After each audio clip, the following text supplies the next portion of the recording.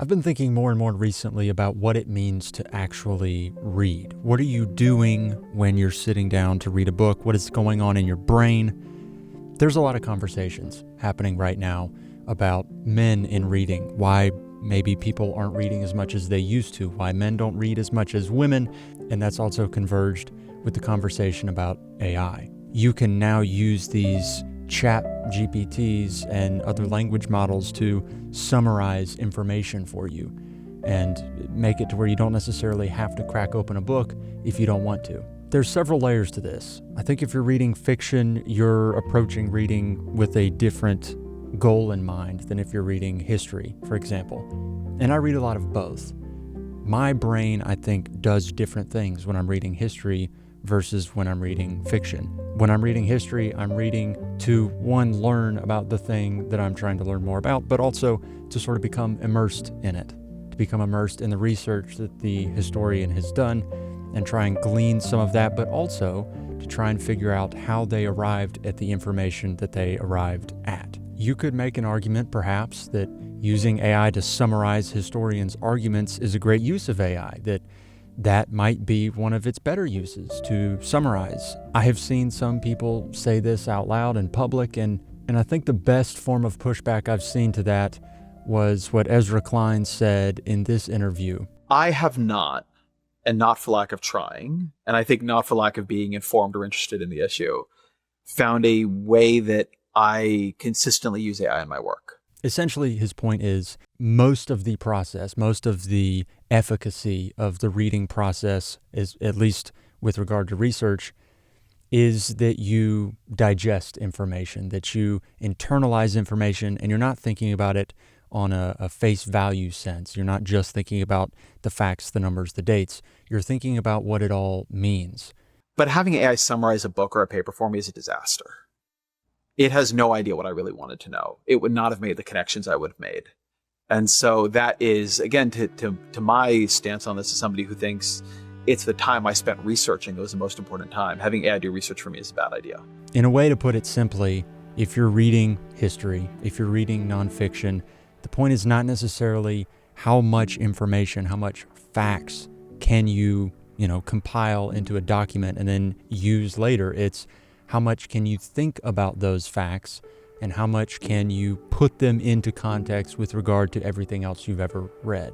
Now, if you're reading fiction, you're doing a bit of a different exercise. You're not necessarily looking at facts, you're looking at an experience. Reading fiction especially, and this is where this conversation about AI is so funky, is if you're reading fiction, the point is totally experiential.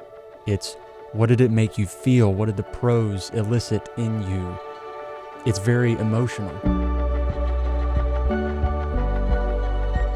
I've been thinking more and more about this almost emotional divorce from reading and how AI can almost insert into the process and sort of remove some of that magic that happens behind the curtain, because AI gets you from point A to point B. As I saw somebody say recently, it removes journey and takes you straight to destination. And as fiction readers, especially fantasy readers, will know, journey before destination. And I keep coming back to this Ezra Klein interview because he's a writer for the Times. He's somebody who does a lot of research in his writing, and he's somebody who's got to read a lot. And the thing that he says that I connected with was that he can't find a way for AI to replace his process because it's just not good enough at the things that he does in his process. What he's doing in the process is interrogating sources and stewing on them. And there's no replacement for that organic process with some sort of a generative AI function. You can use it as a search engine. If you need to know something quick, it's much better than Google in that sense. But replacing the process specifically of experience cannot be replaced, and yet we're finding a lot of people are trying to do that. I've been asked occasionally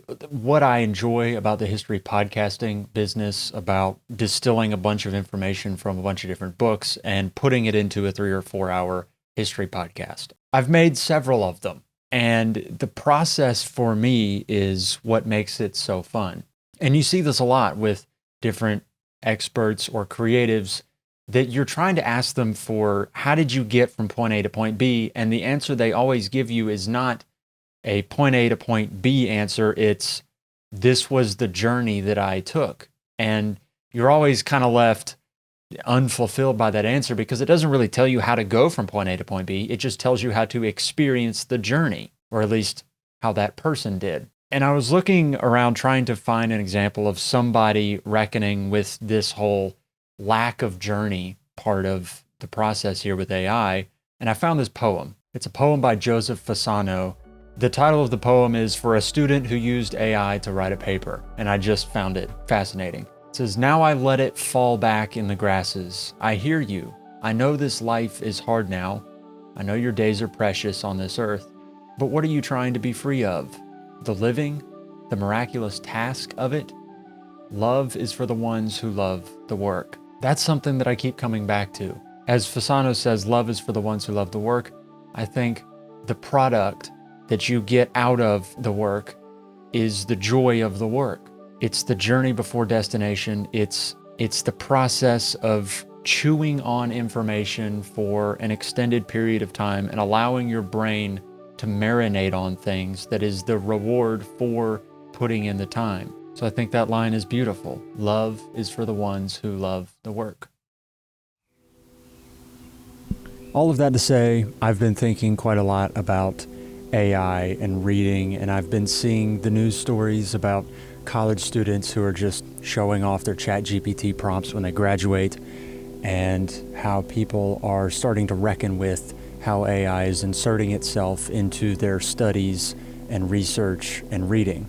And I guess I bring all that up because I don't really know how things will evolve. And I think a lot of people have been writing about AI and its use and how it's being used by people in their reading. And I've been getting emails from different companies that are launching AI products meant to help reading productivity. And, you know, my initial reaction to a lot of these emails is no, go away. But I'm trying to not be the person that's just a curmudgeon that's, you know, left behind. Is there a way to allow AI to be in our lives and not get left behind and use it for what it can be used for, but not sort of lose the beauty of an organic process? This is a dialogue that we'll keep having in the comments and over on Substack as well. I think I've got a few ideas in mind for how this kind of an idea can translate over there, but let's keep having this dialogue and we'll sort of observe how this thing changes together.